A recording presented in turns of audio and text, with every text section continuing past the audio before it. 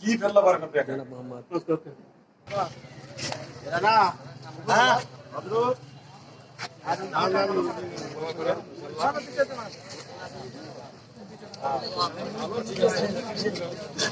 দাদা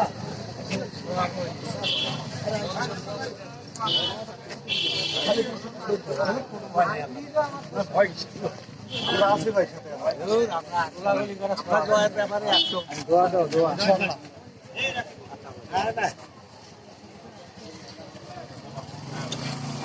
সামনে মোবাইলটা ঢুকো এ বড় ভাই সামনে থেকে সরে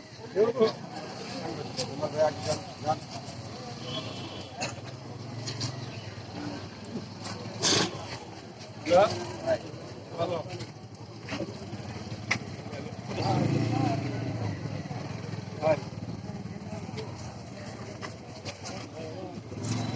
ভোট সেই ফটাবে ভাই হইছে আর গাড়ো না কোলাগালি করতে করতে এ ভাই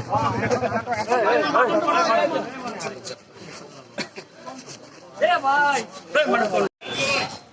ভালো লাগলো ইয়া কই আজকা দেখলাম তোর নাম বুলেট না না না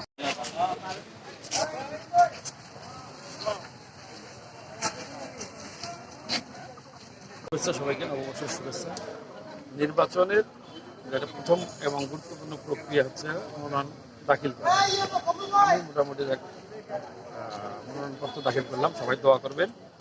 আর নির্বাচন নিয়ে আমার ওই ধরনের কোনো শঙ্কা নাই।